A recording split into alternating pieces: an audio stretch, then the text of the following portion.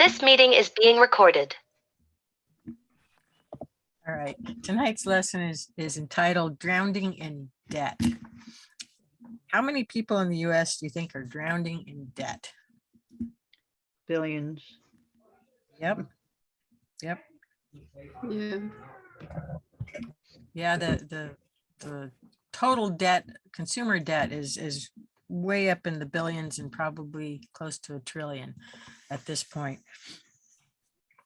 It tripled over the time period of 1989 to 2001. And at the same time that debt is increasing, savings are decreasing. So our key verse for this lesson from the Message version, because it says it straight up, the poor are always ruled over by the rich. So don't borrow and put yourself under their power. That's the Message version of Proverbs 22:7. Pretty straight up.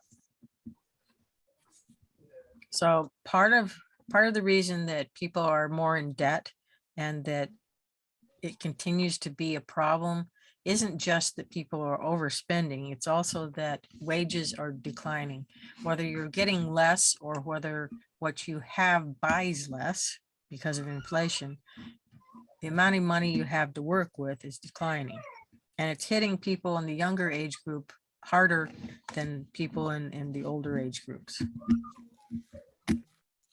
There's also other factors playing into it, like increasing healthcare costs, higher education costs. There are more and more people coming out of schooling with huge education costs that basically drown them as they try to pay it off in getting a new job. So it all comes together to impact people's livelihoods. So does the Bible say it's wrong to borrow?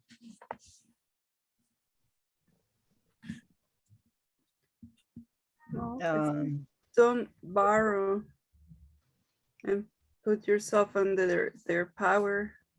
Okay, so it You warns you that it's become probably rich. not the best thing, right? Yeah. Let's look at a few other verses. Proverbs 28:22. Somebody else get Matthew 6:24. And then finally Luke 8:14. So we got three verses. These three verses are not on your sheets. These are extra verses. Proverbs okay, 28, Matthew. 22. All right, Proverbs 28:22. Go ahead. A stingy man is eager to get rich and is unaware that poverty awaits him. A stingy man. Okay. Stingy. Yeah, meaning that you're not willing to help somebody else out. Mhm. Okay. Matthew 6:24. Matthew 6:24. Let's see. No one can serve two masters. Either he will hate the one and love the other, or he will be devoted to the one and despise the other. You cannot serve both God and money. Okay, this is a verse that we had early on the first week, but it's coming back again because it's partly about attitude. And the example of Jordan wanting the things that he sees in his high school buddies is a perfect example of what Americans do. We look at what other people have, and because they have it, we think we need it too. And that gets us in trouble a lot. Because then it is money controlling us, the need for things controlling us, instead of us understanding that all money comes from God and it's all his, and we are just stewards of it. So it's a completely different mindset. All right, Luke 8:14.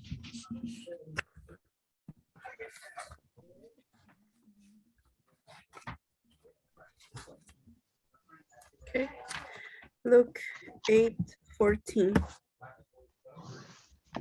The seed that fell among thorns stands for those who hear, but as they go on their way, they are choked by life's worries, riches and pleasures, and they do not mature.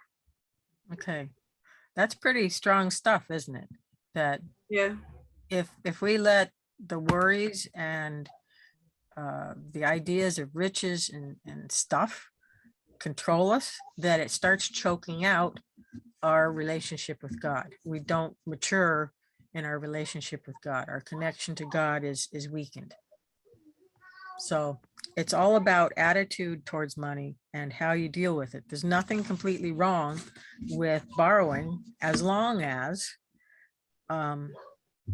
you can pay it off in a reasonable amount of time.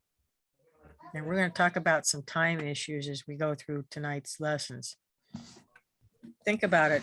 Companies can't expand and actually get to the place where they earn more without getting more resources, getting bigger space sometimes, things like that. So they leverage what they have in the temporary in order to be able to do more in the future. So there's nothing wrong with leveraging as long as it's going to bring more back than what you put into it. And it has to be a pretty sure thing. Same thing with a house. There's very few people that could just go out and slap down all the money to buy a house. Most people have to borrow to buy a house, but you have to do it wisely. And we'll talk some more about buying a house wisely as we go through this lesson tonight. But a lot of people get themselves in trouble because they spend more than they earn.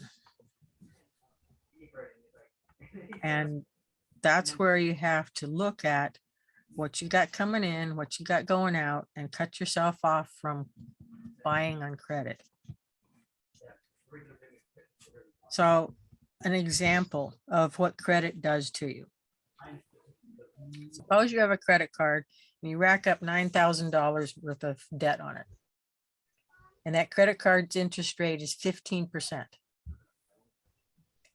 Your monthly minimum payment is 3% of the total monthly balance. Under those conditions, how long do you think it's going to take to pay it off? Your whole life. Not quite that long, but yes, a long time. You want to make a guess? How many years? 900 years. Yeah. No, Like not that 20 bad. maybe? About 20 is right. 19 and a quarter years. So 231 months. And by the time you pay it off, you will have paid $6,290.87 of interest. So you're going to end up paying 3/4 more for that stuff if you pay it that way. That's pretty exorbitant. Rather than getting something for $9,000, you're getting something for $15,300 approximately. And I don't think any of us has that much extra cash around that you want to throw into something like that. No. So an example of how to reduce the interest on that, and we're going to get into some examples in a little later. I prepared an Excel spreadsheet to show you specifically, but if you took that same $9,000 debt at 15% interest and you paid $600 a month on it, it would only take 1.5 years to pay it off. And you'd only pay $1,029 of interest. That's the difference of compound interest on what's going on with your debt. So your first place to start, and we've talked about getting together and you have all your information and we'll look at your finances and we'll show you some places to save. We'll help you make a budget. We'll help you run this debt reduction plan. And it's not a debt consolidation plan. We're going to talk about that too. That's not a good deal. The first place to start though is to look at your ratio of net income versus debt. And you'll see that's about middle of your first page of your handout. Add up all your debt payments and divide that number into your net income. That ratio is more than 35%, then you're highly leveraged and you've got to get your debt reduction going fast. So that's a calculation that needs to happen. All right. Let's go back up to some more scripture perspectives on debt. I skipped those over those. There's some more scriptures that we need to read about that before we go into rules for buying on credit. So back up to scripture perspective. Debt is discouraged. Let's look at Romans 13:8. Let no debt remain outstanding, except the continuing debt to love one another. For he who loves his fellow man has fulfilled the law. Don't leave outstanding debts, it says. That's from Paul. Proverbs 22:7 we already read, but somebody read it in a different translation.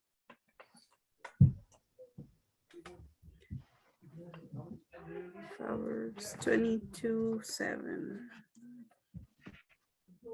The rich rule over the poor, and the borrower is servant to the lender. All right. How many people want to be a slave? No, I don't think No, anybody you does, are especially- slave to the people that lend to you. They've got your future impounded in your debt. And let's go to the Old Testament. There are some rewards for obedience about being less in debt. And there are some curses for those that are in extra debt or disobedience in that respect. So let's look at Deuteronomy 28, and there's a whole series of verses there, 1 to 2, 12, 15, 43 to 44. 28, 1 to 2. Mhm. If you fully obey the Lord your God and carefully follow all his commands I give you today, the Lord your God will set you high above all the nations on earth. All these blessings will come upon you and accompany you if you obey the Lord your God. Okay, so let's go down to 12 and then 15. Same chapter. Same chapter. Deuteronomy 12. 28, 12, and 15. 28. All right, 28, and what is which one? Verse 12 and then verse 15. Okay, let's see. The Lord will open the heavens, the storehouse of his bounty, to send rain on your land in season and to bless all the work of your hands. You will lend to many nations, but will borrow from none. And then what was the next one? Verse 15. Mhm. 15. Let's see. However, if you do not obey the Lord your God and do not carefully follow all of his commands and decrees I am giving you today, all these curses will come upon you and overtake you. All right, and then skip down to 43 to 44. The alien who lives among you will rise above you higher and higher, but you will sink lower and lower. He will lend to you, but you will not lend to him. He will be the head, but you will be the tail. Okay. So when you're in right relationship and obedience to God and you're not making debts, instead you're lending to others, you're helping others instead. Blessings. If you're on the other side of it and the debt is rising, you're having to borrow from the what did it say, the foreigner, the non-Christian, the non-Jew in this case, but the non-Christian in our perspective, you're going to keep getting indebted more and more to them, and you're not going to be lending to them because you can't, because you're in debt. So even in the Old Testament, and in the Old Testament, part of the law too was that if you lend to a fellow Jew, you weren't supposed to charge them interest. But the Jews could charge interest to people that weren't Jews. Oh, wow. Yeah, and land was to stay in the family. So if you sold the land, it was only sold until the year of Jubilee, and then it came back to you. So the price for the land would be only the number of years from the year that it was sold until the year of Jubilee. And it never was permanently sold. It had to stay in the family. Some very different ways of dealing with finances. Oh, wow. That was what God told Israel many That's years kind ago. of like a lease, Mhm. a Yeah. year lease. Yeah. How many every year's lease? Yeah. Yeah. All right. Our final scripture is James 4:13. This is a warning against presumption, assuming that you will earn enough to pay off stuff. Bless you. Thank you.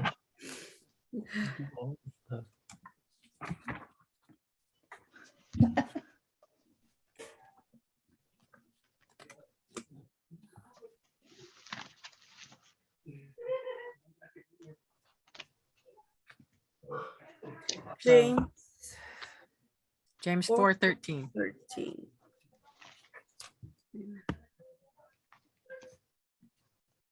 Now listen, you who say today or tomorrow we will go to this or that city, spend a year there, carry on business and make money. Why you do not, no, is it until the 14th? Yeah, go ahead and read the 14th one. It should have the 14th. Why you do not even know what will happen tomorrow. What is your life? You are a mist that appears for a little while and then vanishes. Yeah, so suppose that you borrowed something today and you died tomorrow. Whose debt is that now? My children? Your children. It's your estate, your children. Yeah. So you have to think strategically too. All right, so let's go into rules for buying on credit. First rule, never buy anything on credit that doesn't appreciate in value. That means doesn't become worth more later. So things like houses are the primary thing that appreciate in value. Occasionally, things like gold or precious metals will also appreciate in value, but that's a risky business too. So rule number 2, payments must not be so high that they strain your budget and jeopardize important financial goals or other pieces of your finances. So for example, if you go to look for a loan for a new house, they're going to calculate how much of your income that they're willing to lend to you, and it's going to be more than you really should put into payments for the house, because they always calculate a higher percentage than you should be putting into it. That's just part of their calculations. So you have to watch out for that. You need to figure out for yourself what's a reasonable amount that you can reasonably pay, and it's not going to impact your ability to drive where you need to go for work, provide for your family, provide food, etc. So watch out. Their calculations are off. So if, like, let's say I get approved for $200,000, right? And then I go and buy a house. And then they tell me, okay, so this is like $180,000 and you have to pay $1,800 a month for 30 years. Right. And I'm like, so I can negotiate that with No, you them? need, well, if your finances are tight, you need to look at the market and see if you even have the ability to have a mortgage for a reasonable house. Because you're right, a $200,000 house is sort of low end of the market these days. Yeah. Even finding one of those that is a reasonable house is not going to be easy. And $200,000, unless your interest is super low or you put a really big down payment down, is going to be a very substantial part of your monthly income. And it Yeah. may be more than you can handle. Yeah. I remember when I was looking for a house when I bought this one, they told me that I could afford, I don't remember what it was, but it ended up being $400 to $600 more a month than I was thinking that was reasonable for me. And so I stayed with the amount of a house that would give me the mortgage that would stay within my means. And then as my income increased, I increased the amount I paid toward it and paid it off earlier. So, but the payment they told you that you have to give, did you negotiate that or? Well, you can try and get different loan companies to bid for the right to have you as their person that takes a loan out. And there's a lot of things that feed into that. One of the primary things that feeds into that is your credit rating. And we'll talk a little bit later in this lesson about credit ratings, because the higher your credit score, the lower the interest rate is that they're going to offer you, which means the less interest you're going to pay and the lower the payments on a monthly basis.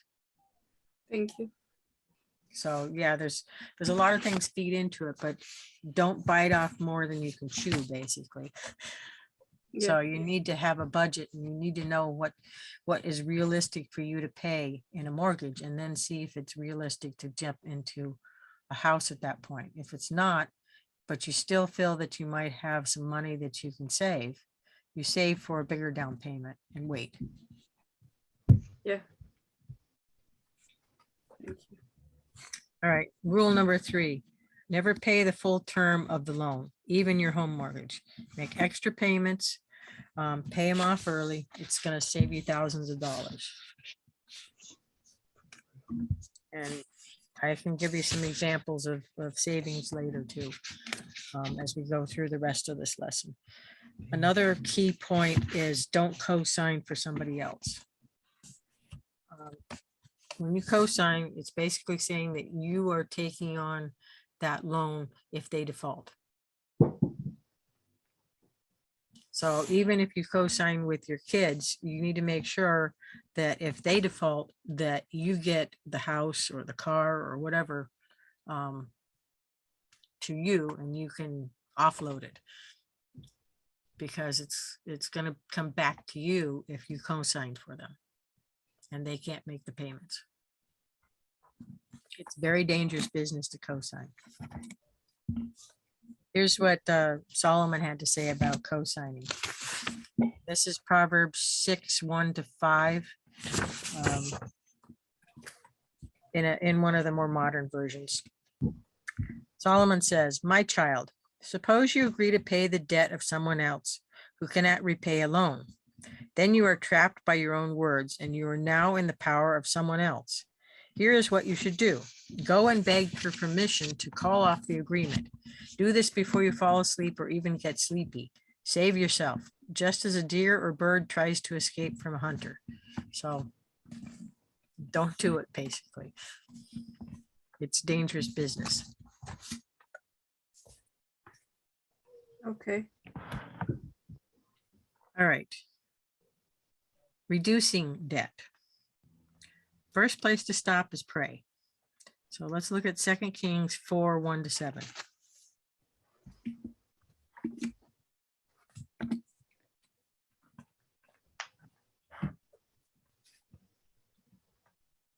Or 1-7. The wife of a man from the company of the prophets cried out to Elisha, "Your servant, my husband, is dead, and you know that he revered the Lord. But now his creditor is coming to take my 2 boys as his slaves." Elisha replied to her, "How can I help you? Tell me, what do you have in your house?" "Your servant has nothing there at all," she said, "except a little oil." Elisha said, "Go around and ask all your neighbors for empty jars. Don't ask for just a few. Then go inside and shut the door behind you and your sons. Pour oil into all the jars, and as each filled, put it to one side." She left him and afterward shut the door behind her and her sons. They brought the jars to her and she kept pouring. When all the jars were full, she said to her son, "Bring me another one." But he replied, "There is not a jar left." Then the oil stopped flowing. She went and told the man of God, and he said, "Go, sell the oil and pay your debts. You and your sons can live on what is left." Okay. So this woman knew she was in financial trouble, and she went to inquire of God. And in those days, you inquired of a prophet. So she went to Elijah. When we know we're in trouble, first place to start is God, because God has how much finances? All of them. All of them, right? Yeah, infinity finances. And God will do some amazing things sometimes. I've received checks from companies that I had no idea that I was going to get a refund from. That happened it's to us just too. on and on. God provides from the craziest places sometimes. When I first moved to Connecticut from California, I had about 1 month's pay still coming from out in California for the job I had there. And I was supposed to be getting paychecks from the University of Connecticut, but I didn't get a paycheck from the University of Connecticut for 4 months. So I had the 1 month of pay from California. And then eventually I got my back pay, but there was a snafu and somebody didn't process the right paperwork or whatever. And so I had no income other than that one paycheck, but God made it so that I didn't need anything. I was fine for those 4 months on that one paycheck. It's just amazing what God can do if you just trust him and let him provide, whether it be jobs, whether it be help from others, whatever it is. God provides in the most amazing ways. So prayer is always the first stop. We're in debt. We realize that we got a problem. Prayer. All right. Second step, we need to take an inventory. We need to understand who we're in debt to, how much we're in debt to them for, and what the interest rates are. We need to figure out all those balances. And then we need to develop a budget, because there's no way you're going to just pay it by paying the minimum monthly payments. It's going to take years. So you need to have a budget. You need to figure out what your cash flow is, where you're at. All right. Third step, assess your situation and stop accumulating new debt. Figure out how you're going to eliminate the debt you have and stop adding to it. That might mean that you take all but one credit card and cut them up and stop those credit cards from being active any longer. And then the one that you have left, if you have to use it, make sure you pay it off at the end of the month. So any spending you do on it needs to be spending that is necessary, not a want. And it needs to be as limited as you possibly can, because you don't want to increase your debt.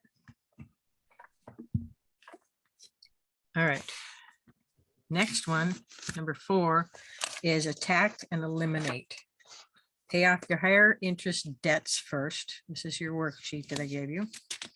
Start with the smallest balance and work up to the largest, but start with the highest balance with the highest interest rate. Okay, and I'm going to show you a calculation on that.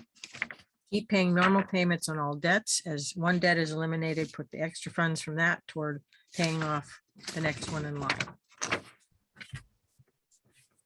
until they're all paid off. So I'm going to pull up my example now.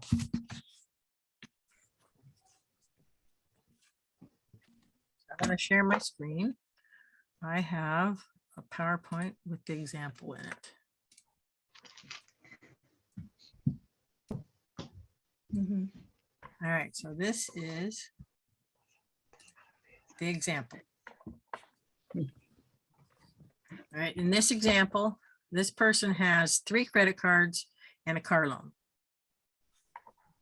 All right, so first credit card has a balance of $600, second one, $2,500, third one, $3,500, and the car loan is $6,000. The first 2 are 15% interest rate, then a 12, and then a 6% interest rate. So they're lined up by interest rate and by size. These are the minimum monthly payments.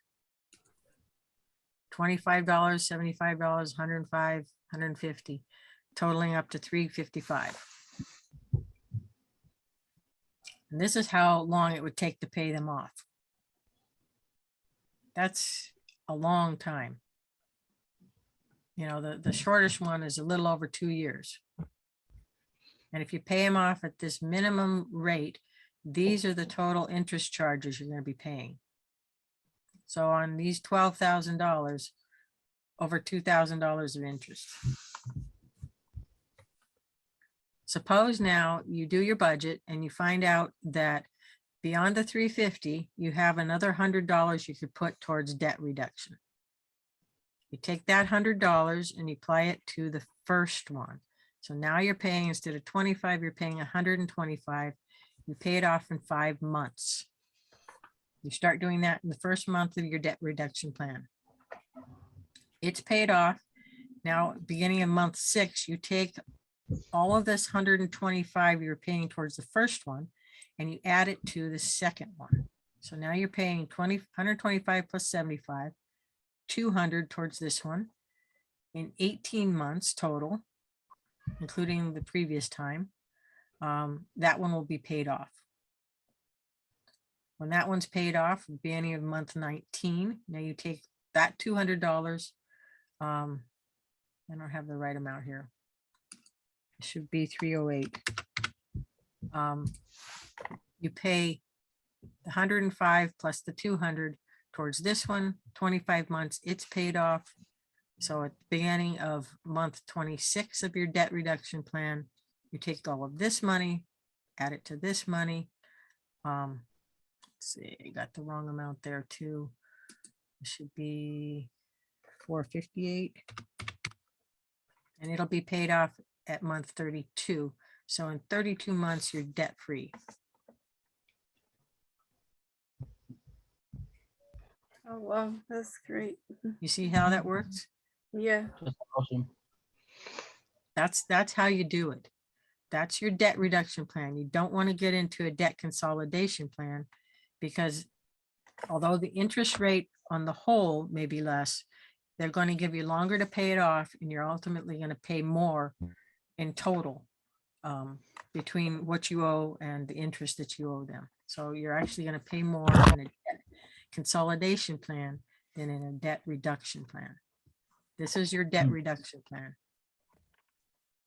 Oh, okay. Mhm. All right, I'm going to stop sharing. what we can do when I meet with you, if you want to do that, is we can take and look at everything you've got and we can develop a debt reduction plan for you. But it also includes making a budget.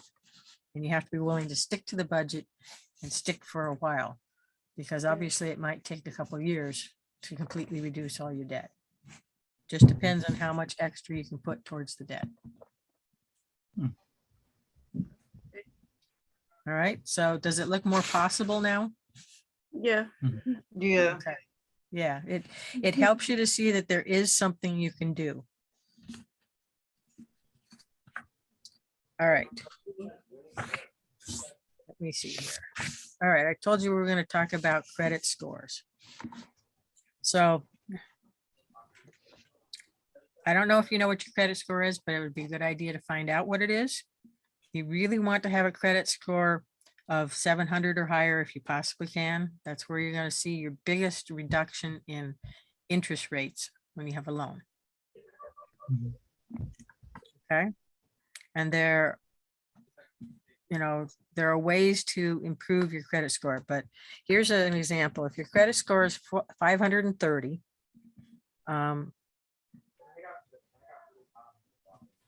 the difference between a 530 and a 730 score is 3.5 percentage points of interest. 3.5% more is paid by somebody with a 530 than a 730. For example, on a $100,000 30-year mortgage, that's a difference of $85,000. Wow. Okay. Yeah, I just looked up my Credit Karma. My TransUnion credit score is 602 and my Equifax credit score is 602. Okay, so you got some room for improvement. I'm going to tell you how you can improve your credit score. All right, first step, it's based 35% on how you pay your bills. So if you pay your bills on time and you don't get any collection agency stuff going on, that's 35% of your credit score. Okay. Okay. The next 30% of your credit score is the amount that you owe versus the amount of debt of credit that you have. So say you have $10,000 worth of credit available to you and you've using 8,000 of it. That's not good. If you have 10,000 and you're using maybe 1,000 of it, that's a much better credit rating score. Okay. So part of that is not having too many credit cards and too high of available credit. That can also hurt you. Third thing is 15% of your score. That's your credit history. How long have you been somebody who has been using credit and credit wisely? The longer that you've been with a good history, the better the score. A next thing is a mix of credit types, credit cards, mortgages, installment loans. If all you have is credit cards, you don't have as good a score as if you have had an installment loan that you paid off, like on a car or something. The more types of credit that you've paid off well, the better that 10% does. And the last 10% is based on how many credit applications you've been filling out. You shouldn't have more than one or two creditors checking your credit rating a year, because the more that goes up, the more your credit score goes down.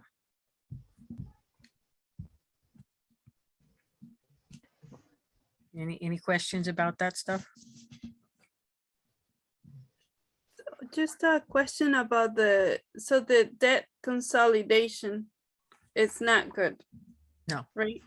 No, because it puts all of your debt into one package.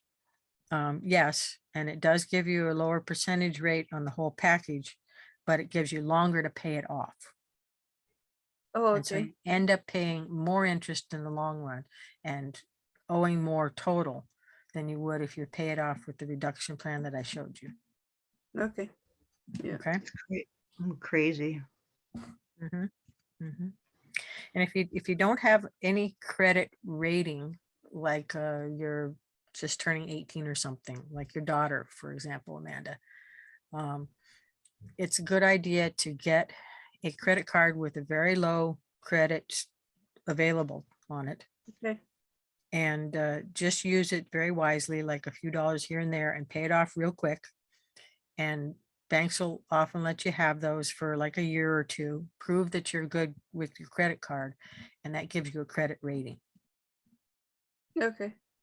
Okay, like my daughter, she has a credit card. It doesn't have a very high credit available to her, and I watch it, and I make her pay it off every week. So if she's bad with her credit card, she has very little left from her paycheck. But she has to pay it off every week. So that gives her a credit rating, and a good one. Okay. Okay. That's how you develop a credit rating. You need a credit score in case you need to buy something like a home or something like that. So if my daughter, she's gonna be 18 in May, can I get one for her? That she You should- can pay off Yeah, every- you should first get her an account, but to keep the cost for the account down, she needs to have a little bit of income that can be direct deposited into the account. Yeah. Once she's got direct deposit going into an account, Uh-huh. then yes, the bank should actually offer her one of these credit cards to her. And you're just gonna have to monitor it real close, because she could also get in big trouble with it. Yeah. All right. But Yeah. yeah, that gets her a credit rating, and that'll give her a longer period of credit rating history if she starts young. Yeah. Melody, in the past, I have paid off credit cards and just closed them because I don't want to have too many, but that had worsened my credit score. It shouldn't worsen your credit score to get rid of them.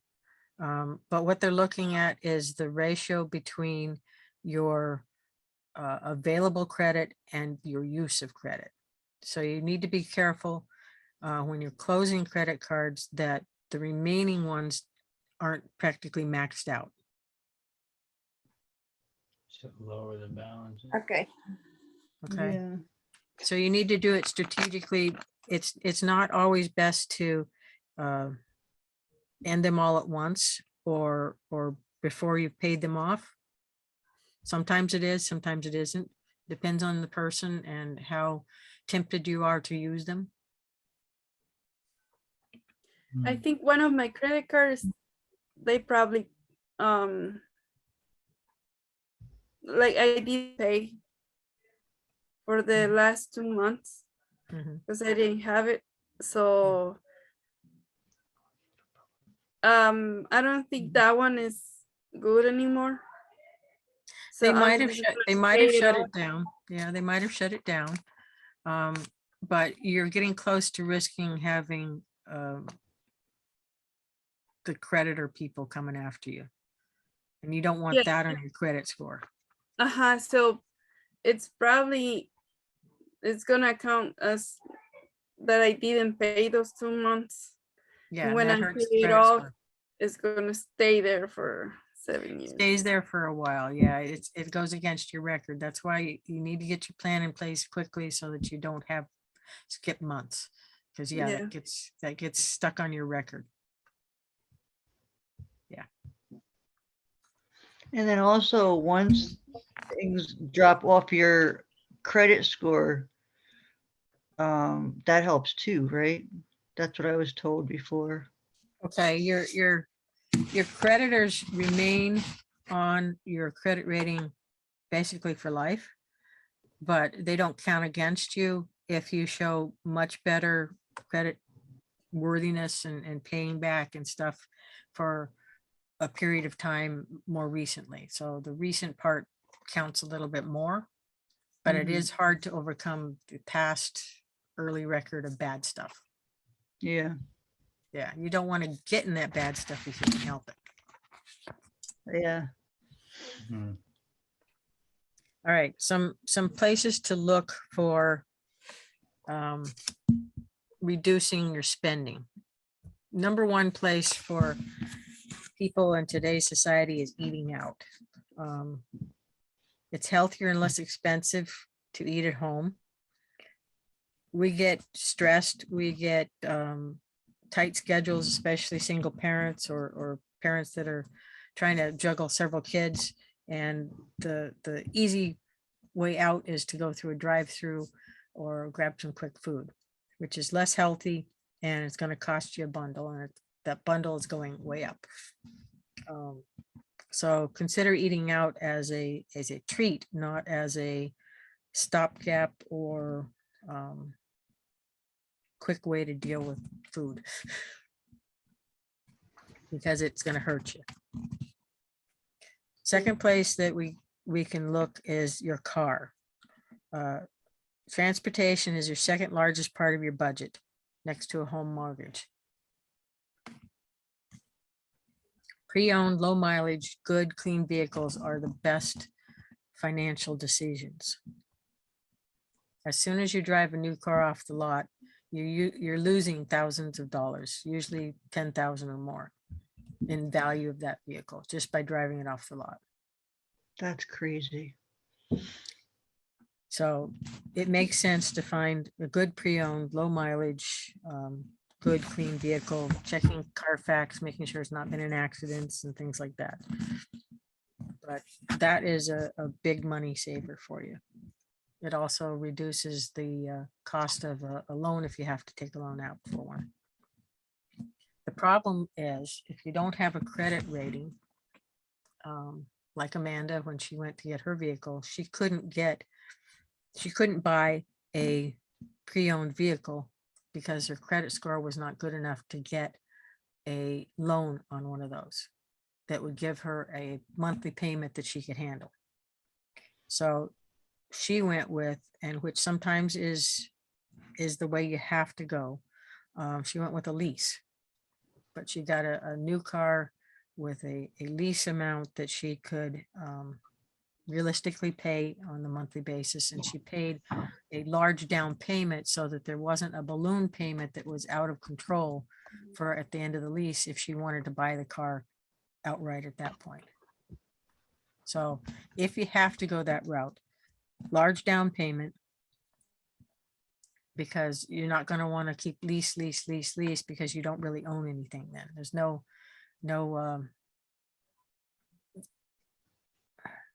can't think of the right word right now.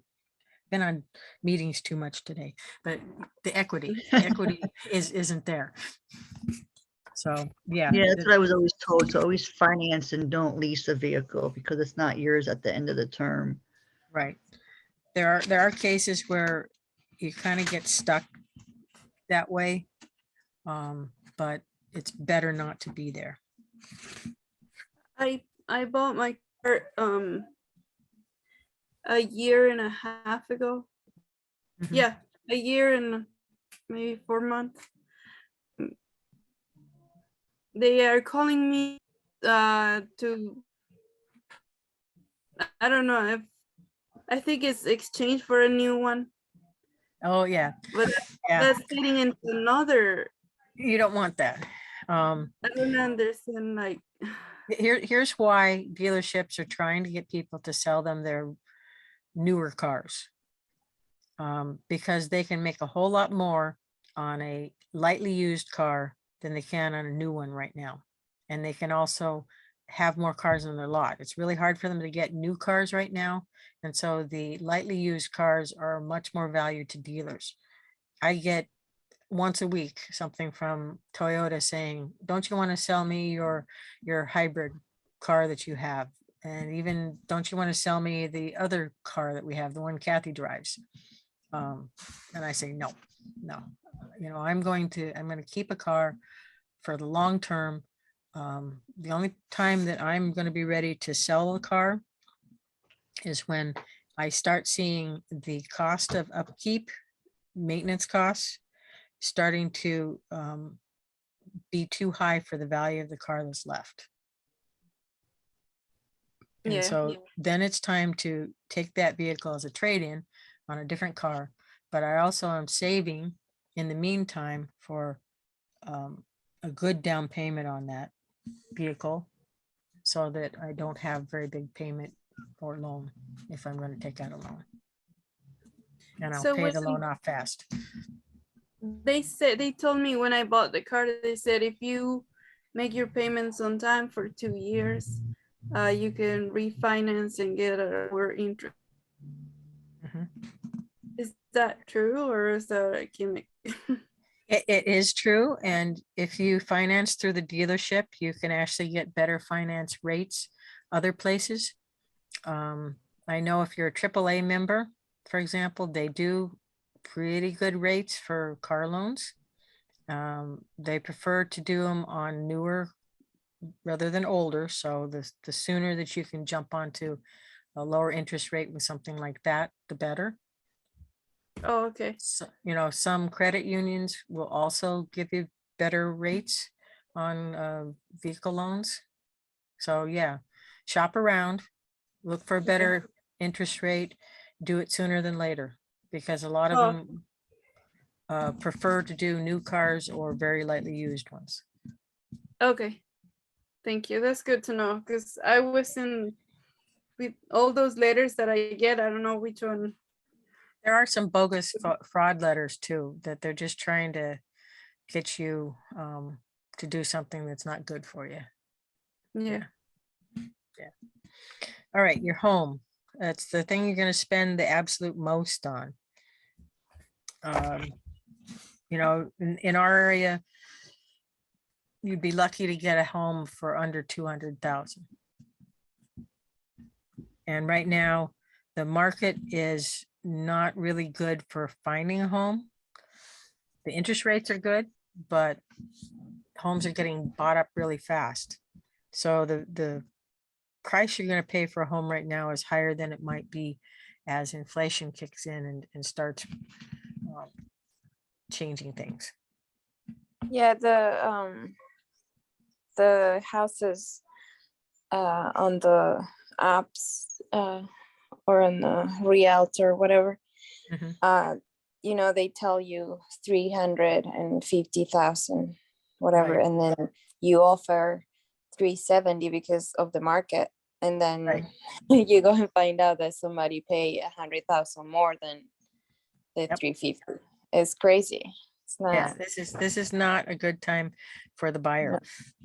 And we wanted to buy a house so we can pay less per month, Mhm. and now isn't it is crazy. Like we will end up paying more than we are paying for rent right now. Right. So it's Give not it- worth it.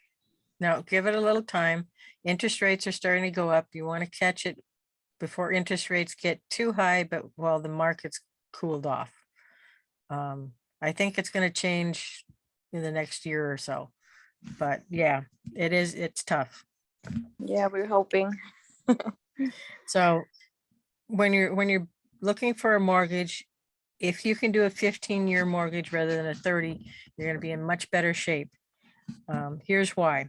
If you're taking a 30-year mortgage and it's $150,000, by the time you pay off the loan at the monthly rate that they tell you, you're going to be paying $173,758 in interest.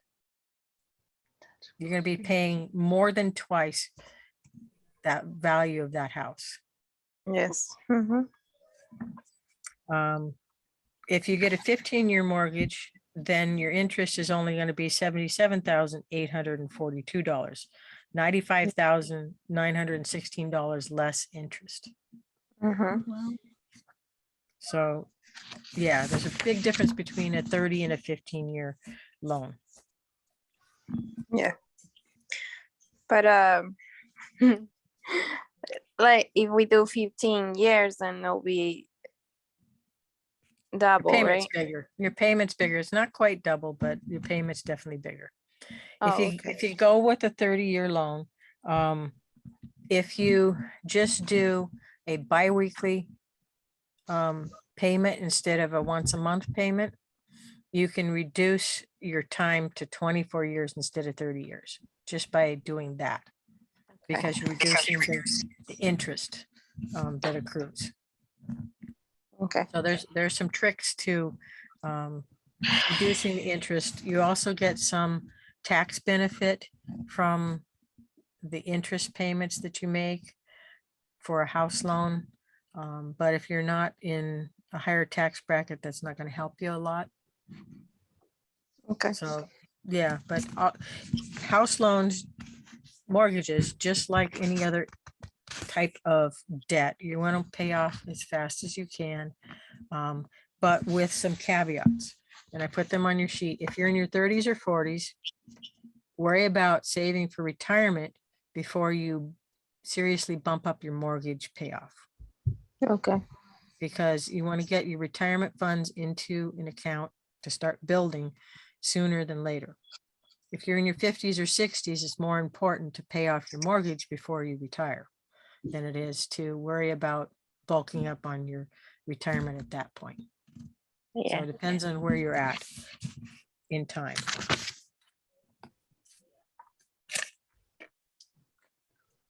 All right, so I'm going to end the recording there and then we can chat at will.